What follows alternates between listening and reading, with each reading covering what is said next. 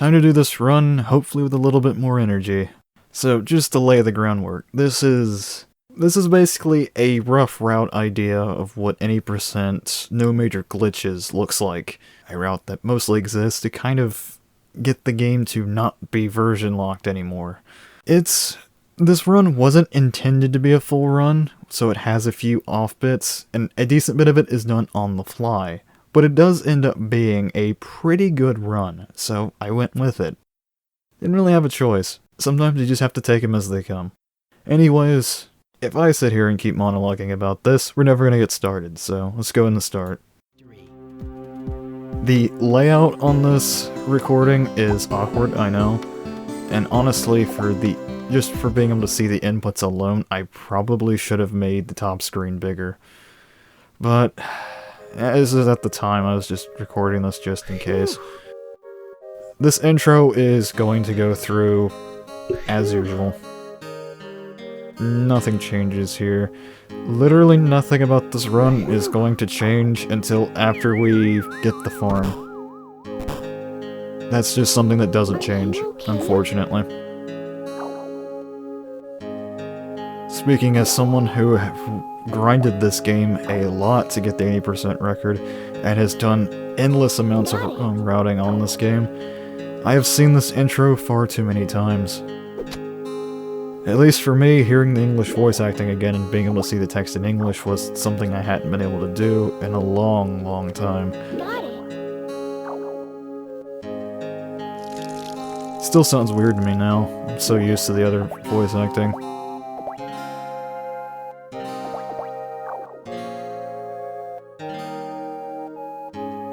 And, after confusing dialogue, we are given food and water, and recover surprisingly quick from apparently having traveled with days without any of it.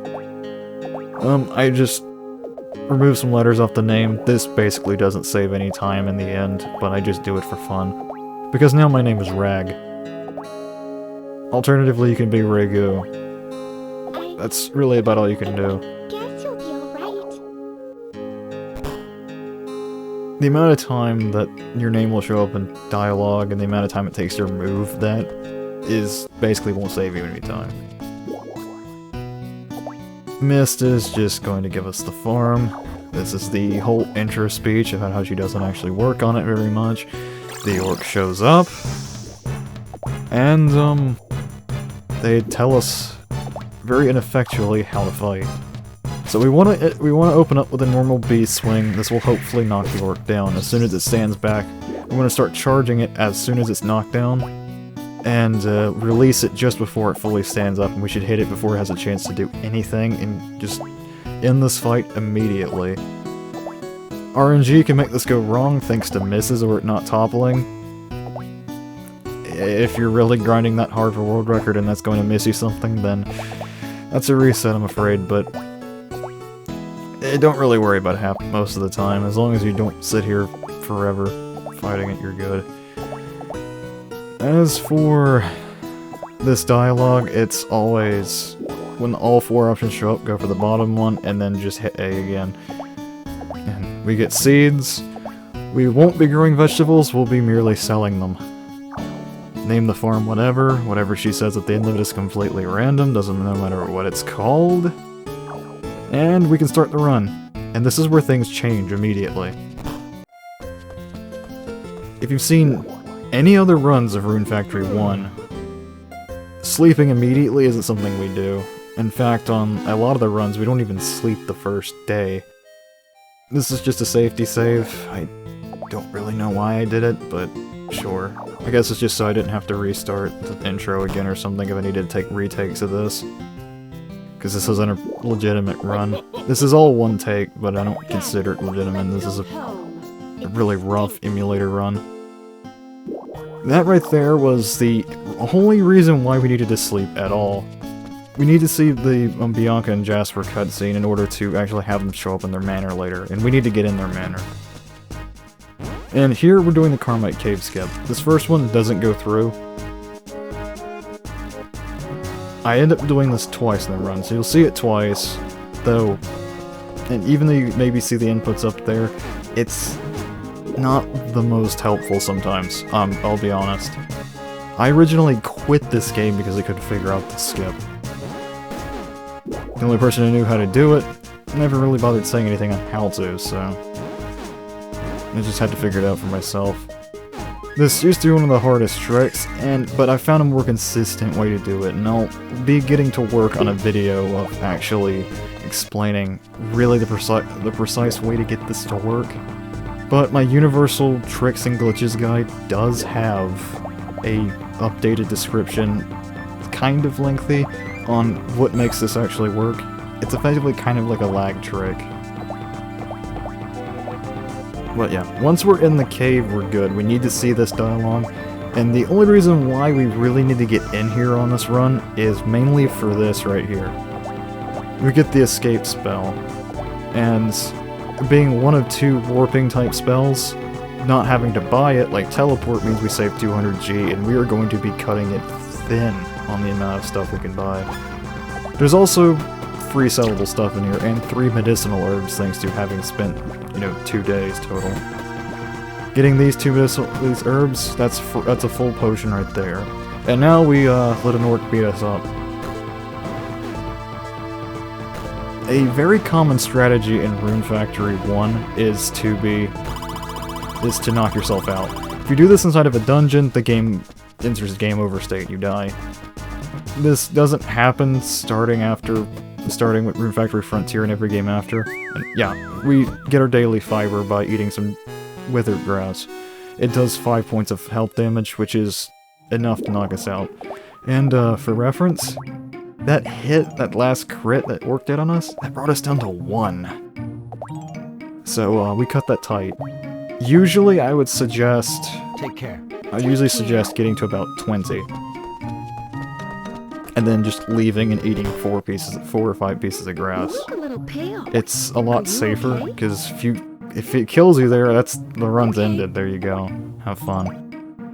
On a previous test run I had of this, he actually crit me for the most damage I've ever seen from him, which was 40, and actually killed me in 1 hit there, so... Things can change. We didn't really need to see this cutscene yet, but just as a demonstration, in order to be able to talk to Edward at all, and actually be able to get access to his medicine, we have to see the actual cutscene first. We can't talk to him in the exact same instance where we woke up. He'll just tell you to take care of yourself. It's a little annoying, but we have to see this cutscene. You'd want to do this later, but it doesn't matter that we did it now. The first real thing we need to do after waking up after passing out is we need to go to the manor. And this is going to be another lengthy cutscene, so... It's not too long, but it's one of the longest. But we need to see this. The manor holds 3 items of importance to us, and they're all accessible right at the beginning of the game. The only requirement being is that Jasper and Bianca have to be at the manor. You can actually enter the manor before actually having seen them, because the game doesn't expect you to have passed out on the first day, and therefore you wouldn't have seen the cutscene. But you can enter the manor, but no one's in here, and you can't trigger the events downstairs that we need. We talked to Bianca once to get her introduction, and then we talk to her again, and this triggers the dialogue that gets us the lumber axe. So, a strange thing of economics. So, the tree branches we pick up on the ground and sell for 30 gold. If we chop them first, they sell for 50. So, it's a little bit of extra money, and all the little bits of extra money in this run are going to count majorly. We're cutting it really tight here. I forgot how good we had it with the cooking glitch. We go here to get the Roll of Bounty. This is an item for one of the subquests in the game, and I don't really remember how you're supposed to know this is here, aside from like a book in the library that tells you it's here. It doesn't matter, you can just go to those set of boxes, hit A, and get it. And if you go to this set of boxes and hit A, we get the empty bottle. And as Bianca explains, this is what we can use to get our medicinal potions. 3 medicinal herbs, 400 gold, and one of these bottles gets us a recovery potion at Edward's. And it's 150 healing, and for the overall price of the fact that we can get medicinal herbs relatively free, it's the best healing we can get in the run, and ideally, it's the only healing we need in the run. We do this pretty tightly. So, now that we're here in the field, we actually are going to do the pretty much standard field work of the run. In this case, we're going to be chopping a lot of branches, and you'll probably want to chop more than I end up doing in this video, because I end up a bit short later, and I have to show some contingency plans of what you do when it ends up coming short. Every branch we chop is 20 more gold saved, and we can't really afford to go to the final dungeon or anything yet. We don't have any cash. So each of these is 50. The medicinal herbs we'll want to keep in our pocket to make potions with and just as a general bit of healing.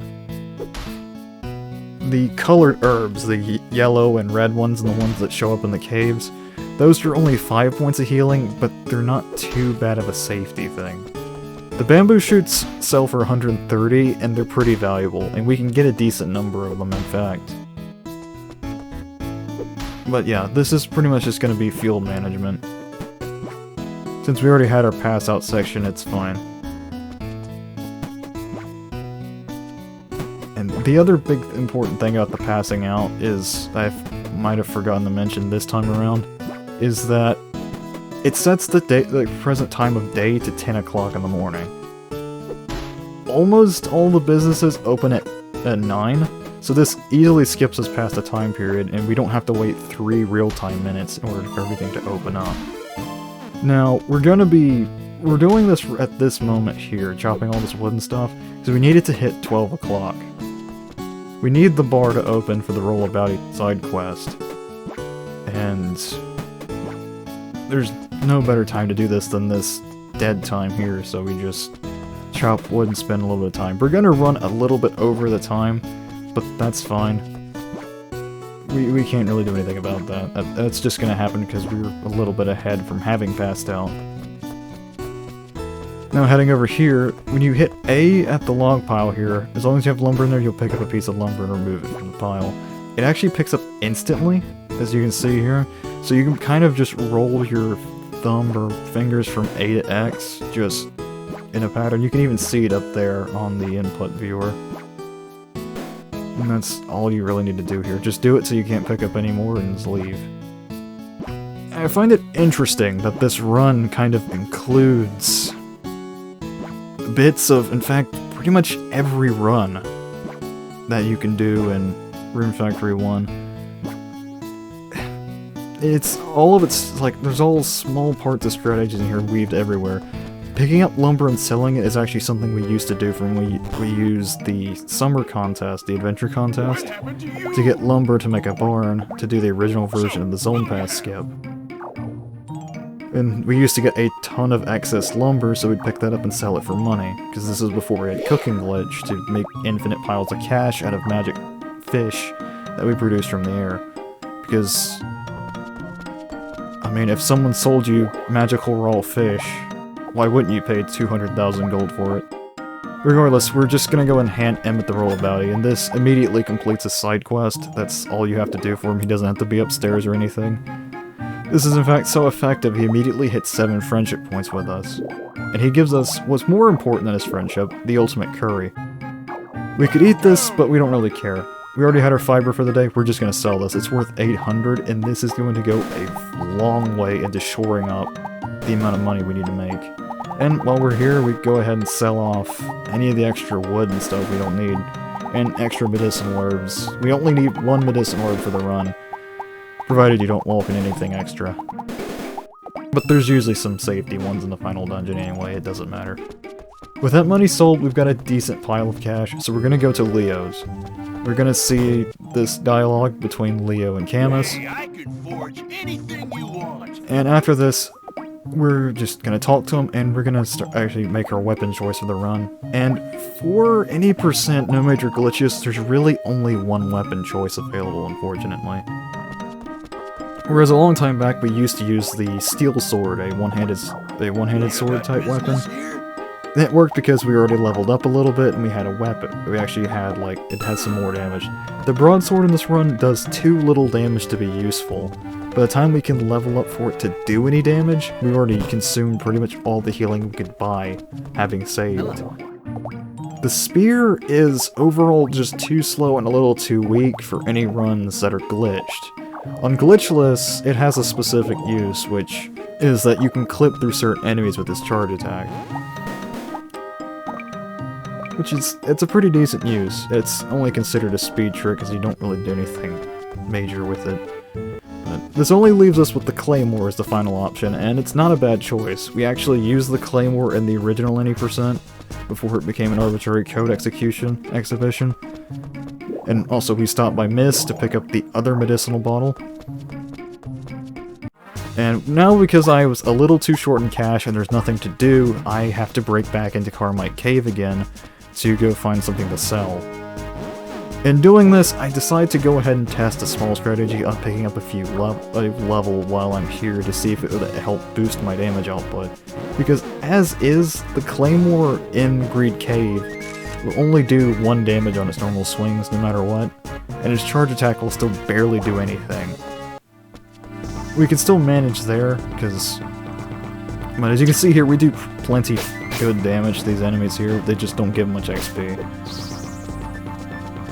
But the other thing about the Claymore that ends up working out really nicely is that on the 80% run that we used to do before, we can actually pick up the Claymore for the final fight, because over sustained periods of time, its normal attack is actually the most DPS per second compared to battle axes and one-handed swords of equal quality.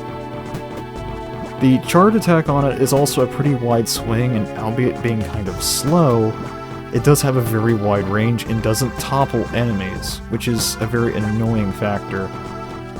Here I'm picking up stuff to sell and an extra little bit of grass for healing, and I go ahead and take out this orc, and that gets me a level up.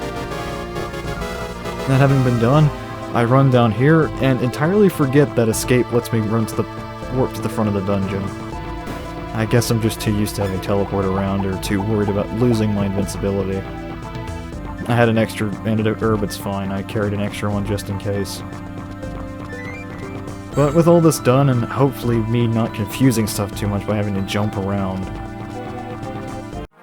we're going to go ahead and head back to Edwards, sell off the stuff we have, and we're going to go ahead and take that and get our last potion, and that's pretty much going to be it. We're going to head right for the ending dungeon. We sequence break the heck out of this game. The plot makes no sense unless you actually know what's supposed to happen. Bamboo shoot sold. We now have more than enough to make ourselves the potion. We get that, we got our potion, and there we go.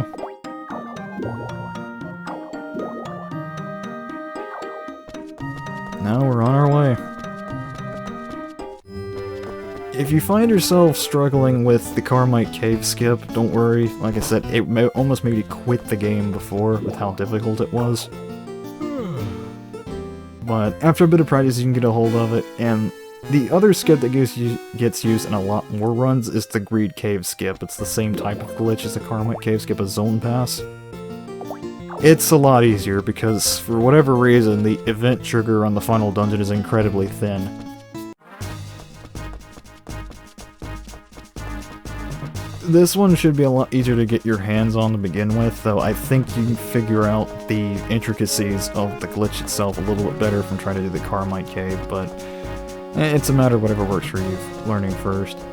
So for doing this one, it's kind of the same thing. You basically want to run headlong at the cave entrance, and I get it first here. I try to time the pause just about the time Raguna's foot passes that little pebble on the ground. And as long as you pause, unpause, and screenshot in that time period, you'll pass through the barrier pretty easily.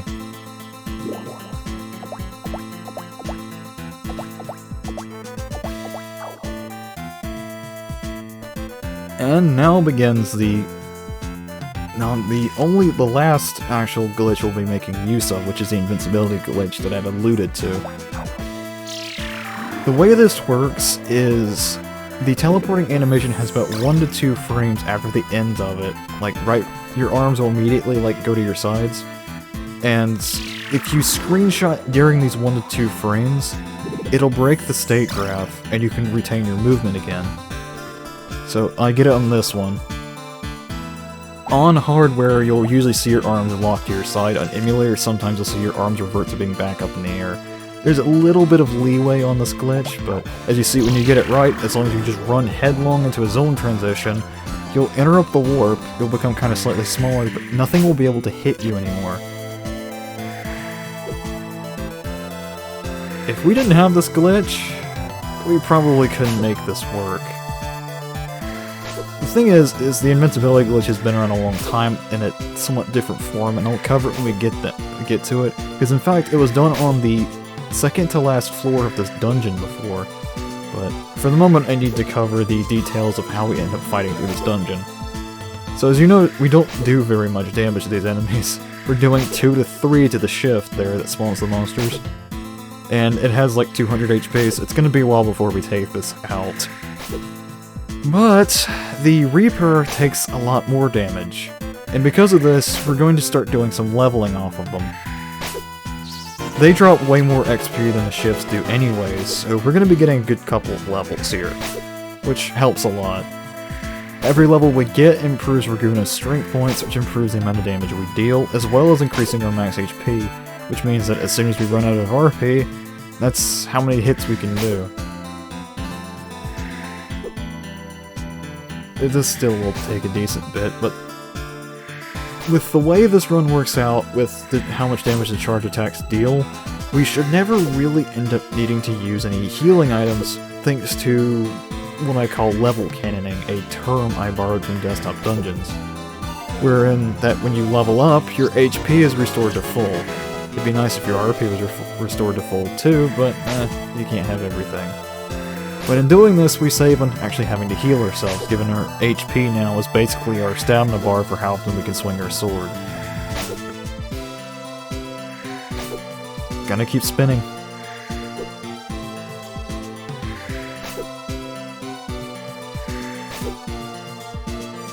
We're just gonna do this, and yeah, you'll notice our damage is picking up a little bit now.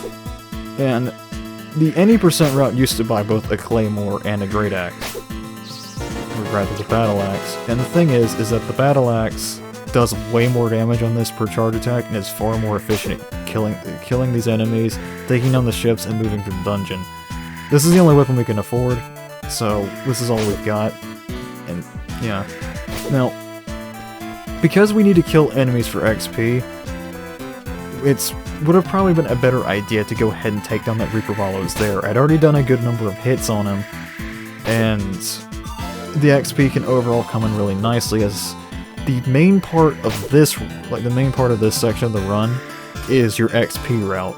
How many enemies you end up actually taking down in total to decide how many times you eventually level up.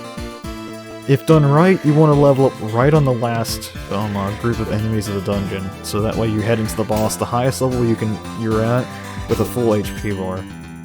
That doesn't work out exactly right in this for me, so just make your adjustments where you need.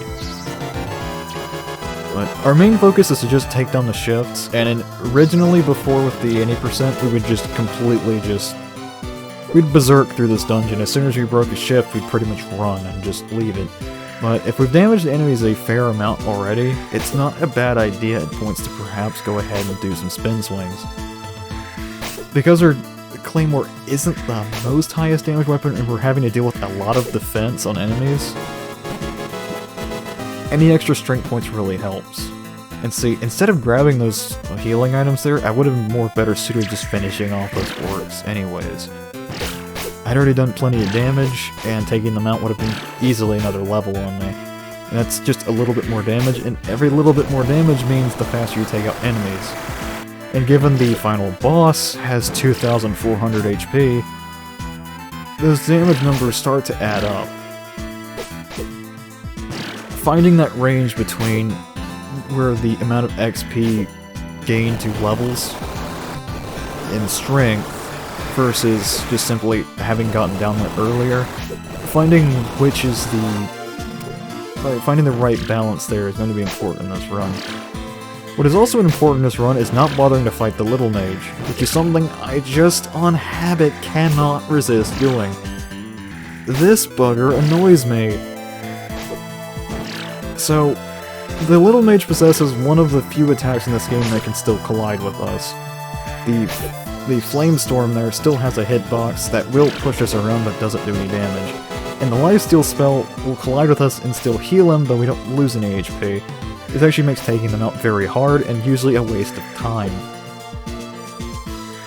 If we just stay away from him and just take down the shift and then just come back over here, it should be fine. And in all honesty, you should probably take a page from Inu's world record here and take down these hobgoblins first to get the levels off them because they're a lot easier, and then go back and get that shift when you have boosted damage. Because we're going to get maybe about an extra level or two off this fight, so it's worth doing whatever. It's figuring out all of this is what makes this a little bit more interesting than just the rhythm game the invincibility makes it into.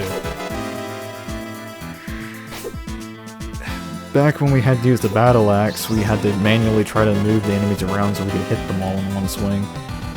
The Claymore at least has the advantage of it's pretty much guaranteed to hit everything here, and since it doesn't topple enemies, they won't really have any invincibility.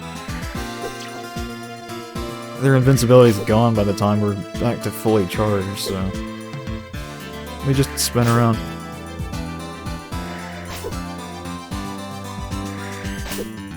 So, yep, just spinning. So these scorpions here actually have pretty low HP and go down pretty easily, so they're not a bad idea to go ahead and grab a little XP off of, because they go down pretty fast. As you can notice, they take a pretty hefty amount of damage at this point. And when you think about it, our damage has gone up a lot. We were doing 3 when we entered here, and now we're doing 13 to the shifts. So the amount of hits it takes to break them down has already gone up to somewhere around 17, compared to the nearly 50 to 80 we were doing before. It's amazing.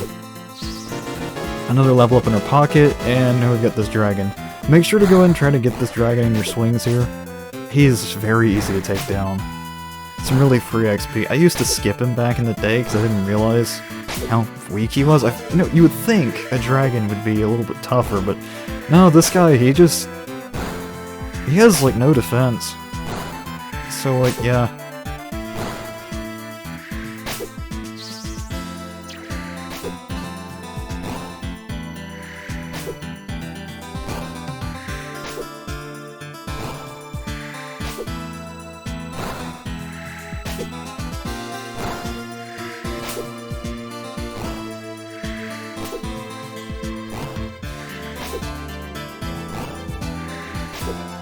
This is what I get for recording at what is now 2:43 a.m.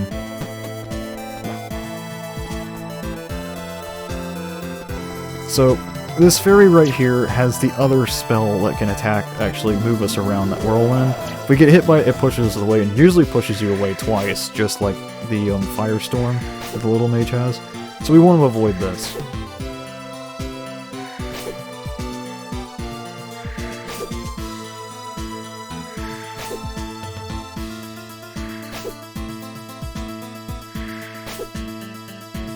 Every enemy in the game has a limited aggro radius. When you escape that aggro radius, they just stop moving. Also, every enemy in the game has sort of a leash to the shift that they respawn at, and if they move past that area, they'll get pulled back to it. So we pull the fairy just to the edge of that leash, and then run back around to here so we can destroy the shift in peace. And here's also the only spot we need the single antidote herb for. And with that done, we're right here at the last shift, last group of enemies, and a save point for safety's sake. Obviously, going any run for a PB after all, saving here basically wouldn't make any difference at all, aside from maybe having a backup to practice on the final boss with. So, as it turns out, with the way my XP laid here, because I didn't take up that Reaper at the beginning, and I didn't take up those 2 orcs that I could have, the way this is going to play out on my levels is going to be a little bit different. I'm going to end up breaking the shift and trying to take both of these hobgoblins out, but I won't end up leveling from it because I'm just not there. And this is why you need to have a actually consistent XP route in mind when you do this, to plan out every fight. And this is a lot more consistent than the Great Axe was, so it's a lot easier to plan how many enemies you want to take out. I grab extra healing here, but as you'll see when we get to the boss fight, this basically won't be necessary. Grab this, and we're going in. This fight is going to be what makes or breaks a lot of runs, at least back when we're doing any percent. This was possibly the only reason why I had gotten the world record by 4 seconds back then, was simply to maybe good luck on this fight. Because Grimoire or Terrible, I'm probably going to keep switching between the two because the lore is fuzzy. This final boss fight is really prone to RNG. Grimoire's main thing is that they can fly to the roof out of your reach, and you can't do anything to them while they're up there. They'd normally be shooting lightning bolts down at you that would prevent you from healing, but we're invincible so they don't hit us, we're fine. So it's really just wasting our time every time they fly away. We can't do anything about it, really. Using the pause glitch, as I called it, which is a terribly uninventive name, you can cancel out of your normal attack animation to revert to a normal state by pausing and unpausing, and this lets you continuously line in attacks in in-game time. So you can deal a lot of damage to it before before it decides to fly again. But this also comes with the cost of doing that is slower than just doing the swings normally, thanks to just how not fast the pause menu is. You will bleed a couple of hundred milliseconds every time you try it, and the amount of time you perhaps save from it not flying a cycle it's a question. Whether or not you decide to route that in for yourself is whatever you want to do. Now that the fight opens up, we always want to open up with 2 normal swings off the start. This fight's the first time we're really going to start seeing us using normal swings intentionally. Whenever Grimoire flies up and we're trying to chase them down, we go ahead and charge up our sword while we're walking around. The charge attack uses very little RP and does good damage, so we can extend our life bar a lot.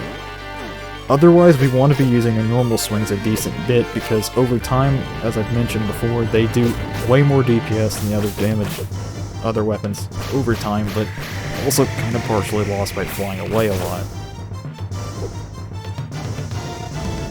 You can hit Grimoire while it's flying away as long as its shadow is still on the ground. Its hitbox stays around for a while.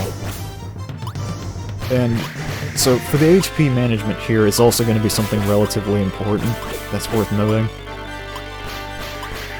So as we do this, we're going to every swing takes down our HP.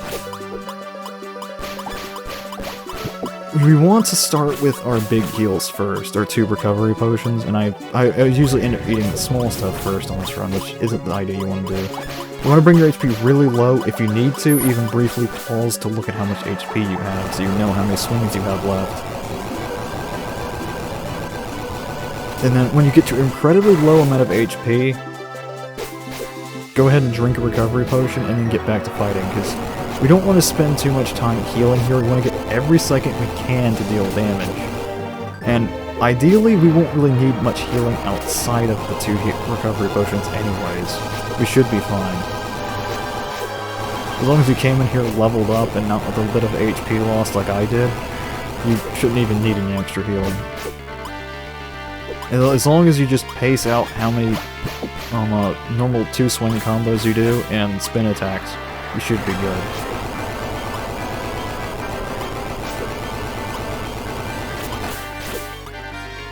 Grimoire has 2,400 HP, so this fight can take a while, but luckily Grimoire doesn't have the best defenses. So at least we can do some damage to it, but only doing about 20 to 30 damage a swing isn't great, but it's a pretty good amount, all things considered, and around the 400 to 600, I've never been sure, is when we'll actually end up raging, which is going to happen very soon here, in fact.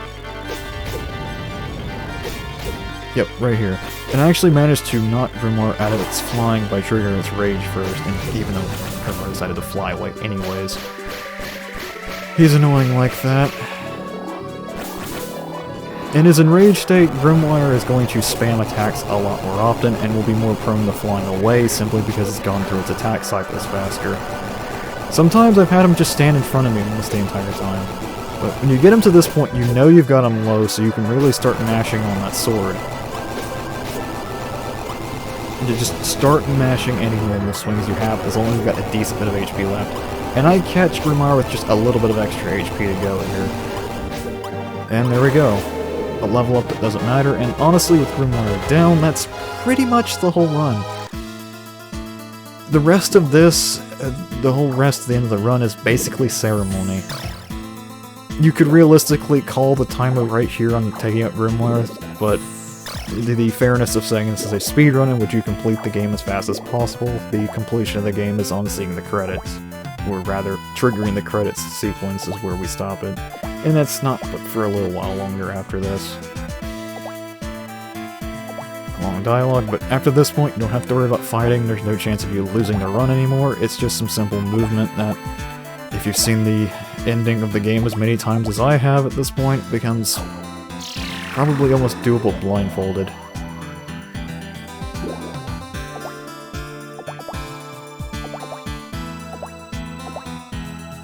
So, the game here tells you to talk to everyone. And, you know, on a normal playthrough you might probably do that. I mean, even on my normal playthrough way back when, I did that. As it turns out, you only need to talk to the mayor that we never met on this run, since we basically never met many of the people in town. Godwin's right here every time, you talk to him a little bit, Ivan then comes up to you to say, hey, the tanks are already here. Because we're fighting tanks now, by the way, if you haven't been keeping track. And now as soon as Ivan walks off the screen, we're free to run. And we just need to run right to the Setch's border. We run across the top of our house, because there's open collision there that we can move through. Through here we try to cut the corners as tightly as possible to get into the loading zones. And down through here, cut this corner, and then cut this corner and try not to run into Ivan, and that's time. So I don't really continue the video too much longer after this, there's no reason to go through the cutscene at this point. Usually on world records I would do it for the point of doing it, but this is pretty much the run. That's as it is. I'll work on, when I get my DS actually put back together, I'll be working on trying to do a more legitimate run of this that's more up straight. I'm not going to consider this a legitimate run, because this is a slightly lagged emulator run. But, yeah.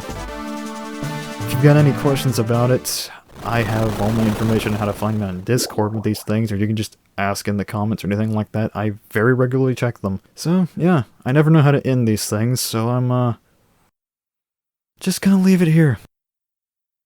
Hope you found something that was of any good use to you in terms of routing. I hope the explanation helped at all.